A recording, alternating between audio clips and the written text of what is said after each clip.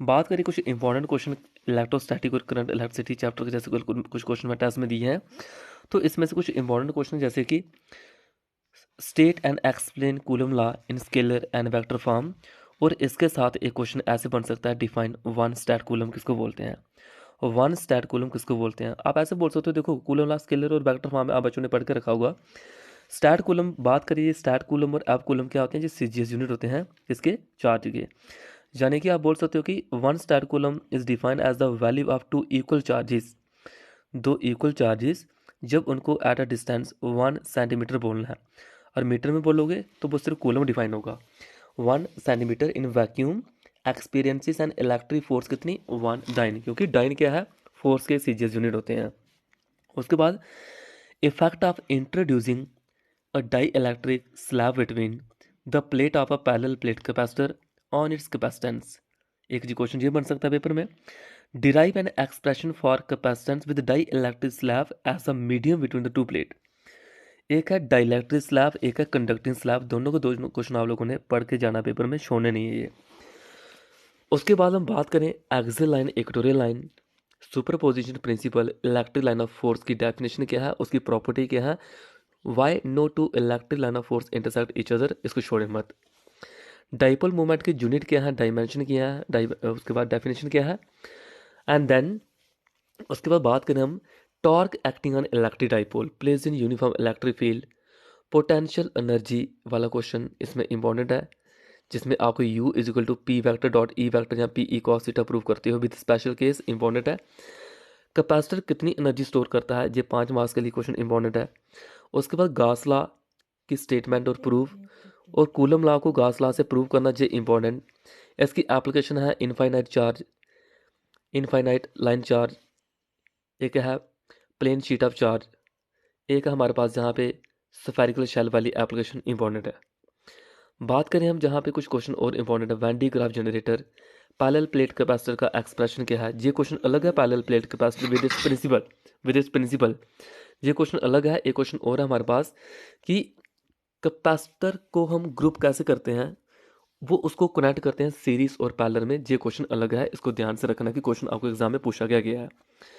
उसके बाद बात करें यहाँ पे, इसमें से कुछ क्वेश्चन इंपॉर्टेंट है, छोटे छोटे क्वेश्चन, कि 1 कूलम क्या होता है। उसके बाद इलेक्ट्रिक लाइन ऑफ फोर्स में कुछ क्वेश्चन है, या कुछ रिलेशन की बात करें, E is equal to minus D V point D R, कुछ ऐसे क्वेश्चन है पोटेंशियल ग्रेडियंट वाले। ये क्वेश्चन छोड़ने नहीं है आपने।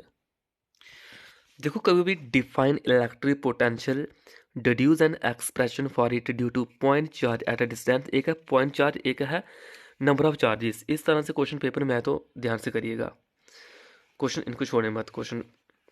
देखो एग्जाम में पोटेंशियोमीटर की एप्लीकेशन पे न्यूमेरिकल आए हुए हैं, कूलम लॉ पे न्यूमेरिकल आए गए हैं पेपर में। तो आई थिंक अगर आप प्रैक्टिस करते हो इन न्यूमेरिकल के ऊपर, तो कहीं ना कहीं आप लोगों को एग्जाम में अच्छा एक हिंट मिलता है। और चैप्टर नंबर 2 है, इसके आपने न्यूमेरिकल नहीं छोड़ने हैं, जो करके जरूर जाना है। जहाँ पे ओम्स लॉ है, करंट एंड ड्यूरेटिव वेलोसिटी के फार्मूले क्या हैं, उन फार्मूले का यूज़ कैसे करना है, इलेक्ट्रॉन डेंसिटी की वैल्यू कैसे निकालते हैं, ये क्वेश्चन इंपॉर्टेंट है। अभी मैं चलता हूँ चैप्टर नंबर 2 में। वो चैप्टर का नाम है करंट इलेक्ट्रिसिटी। सबसे पहला क्वेश्चन कि इलेक्ट्रिक करंट होती क्या है, इसकी टाइप कौन सी है, अल्टरनेटिव करंट, डायरेक्ट करंट क्या है, ठीक है, इसको नहीं छोड़ना है। ड्रिफ्ट वेलोसिटी का मैथमेटिकल क्या है, डेफिनेशन क्या है इसकी, relation between current and drift velocity question आता है पेपर में, जिन्हें आने हैं। उसके बाद variation of resistance and variation of resistivity, दो क्वेश्चन है ये। आपको रेसिस्टेंस और रेसिस्टिविटी दोनों पूछे जा सकते हैं पेपर में, दोनों को दोनों ध्यान में रखे चलिए। Resistor in series and parallel question important है। Then Kirchhoff's law question super important, first and second.